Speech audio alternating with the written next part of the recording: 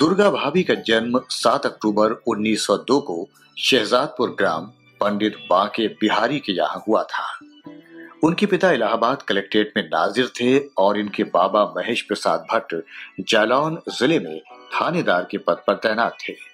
इनके दादा पंडित शिवशंकर शहजादपुर में जमींदार थे, जो बचपन से ही दुर्गा भाभी की सभी बातों को पूर्ण करते थे। 10 वर्ष की अल्प आयु में ही इनका विवाह लाहौर के भगवती चरण बोहरा के साथ हो गया। इनके ससुर शिव चरण जी रेलवे में ऊंचे पद पर तैनात थे। अंग्रेज सरकार ने उन्हें राय साहब का खिताब दिया था। भगवती चरण बोहरा राय साहब का पुत्र होने के बावजूद अंग्रेजों की दास्ता से देश को मुक्त कराना चाहते थे। वे क्रांतिकारी संगठन के प्रचार सचिव थे। वर्ष 1920 में पिताजी की मृत्यु के पश्चात भगवती चरण बोहरा खुलकर क्रांति में आ गए और उनकी पत्नी दुर्गा भाभी ने भी पूर्ण रूप से सहयोग किया। सन 1923 में भगवती चरण बोहरा ने नेशनल कॉलेज बीए की परीक्षा उत्तीर्ण की और दुर्गा भाभी ने प्रभाकर की डिग्री हासिल की। दुर्गा भाभी का मायका व ससुराल दोनों पक्ष संपन्न था। ससुर शिवचरण जी ने दुर्गा भाभी को 40,000 व पिता बांके बिहारी ने 5,000 रुपए संकट के दिनों में काम आने के लिए दिए थे, लेकिन इस दंपति ने इस पैसे का उपयोग क्रांतिकारियों के साथ मिलकर देश को आजाद कराने में किया।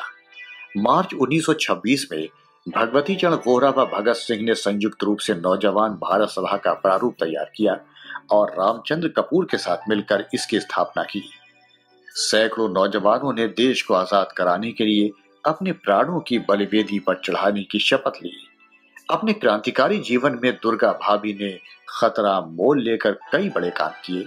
उनमें सबसे बड़ा काम था लाहौर में लाला लाजपत राय पर लाठी बरसाने वाले सांडस पर गोली चलाने के लिए भगत सिंह को कोलकाता पहुंचाना। पुलिस भगत सिंह के पीछे पड़ी हुई थी। उन्होंने अपने केश कटवाए, कोट पैंट हेड पहनकर यूरोपीय बने और दुर्गा भाभी उनके छोटे बच्चे के साथ उनकी पत्नी का रूप धारण करके प्रथम श्रेणी के दर्जे में अंग्रेजों की आंखों में धूल झोंककर लाहौर से निकल गई। राजगुरु ने मैले कुचैले कपड़े पहनकर कुली का वेश धारण कर लिया। इस प्रकार पुलिस उस समय भगत सिंह को गिरफ्तार नहीं कर पाई। यदि पुलिस को इस योजना का पता लग जाता तो दुर्गा भाभी पर क्या बीतती, इसकी कल्पना भी नहीं की जा सकती। केंद्रीय असेंबली में बम फेंकने के बाद जब भगत सिंह गिरफ्तार हो गए तो दुर्गा भाभी आदि ने उन्हें जेल से निकालने की योजना बनाई। इसमें इस्तेमाल करने के लिए जो बम बनाए गए, उनके परीक्षण में 28 मई 1930 को भगवती चरण बोहरा की मृत्यु हो गई। दुर्गा भाभी पर विपत्ति का पहाड़ टूट पड़ा। उनकी संपत्ति जब्त कर ली गई। फिर भी उन्होंने अपनी मुहिम जारी रखी और मुंबई के पुलिस कमिश्नर को मारने की योजना बनाई, किंतु इसमें सफलता नहीं मिली। पुलिस ने उन्हें गिरफ्तार कर लिया, लेकिन प्रमाण न मिलने पर अधिक दिन तक जेल में नहीं रख सके। चंद्रशेखर आजाद की शहादत के बाद जब क्रांतिकारी दल नेतृत्व विहीन हो गया तो दुर्गा भाभी ने पहले गाजियाबाद और 1937 से 1982 तक लखनऊ में शिक्षण केंद्र चलाया। 9 अक्टूबर को दुर्गा भाभी ने गवर्नर हैली पर गोली चला दी थी, जिसमें गवर्नर हैली तो बच गया, लेकिन सैनिक अधिकारी टेलर घायल हो गया।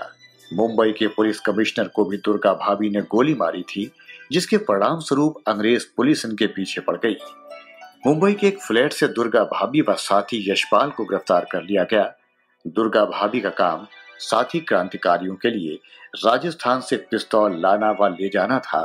चंद्रशेखर आजाद ने अंग्रेजों से लड़ते वक्त जिस पिस्तौल से खुद को गोली मारी थी, उसे दुर्गा भाभी ने ही लाकर उनको दिया था।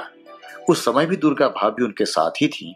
उन्होंने पिस्तौल चलाने की ट्रेनिंग लाहौर व कानपुर में ली थी। क्रांतिकारी भगवती चरण बोहरा के साथ विवाह हो जाने के बाद दुर्गा भाभी शीघ्र ही अपने पति के कार्यों में सहयोग देने लगी थी।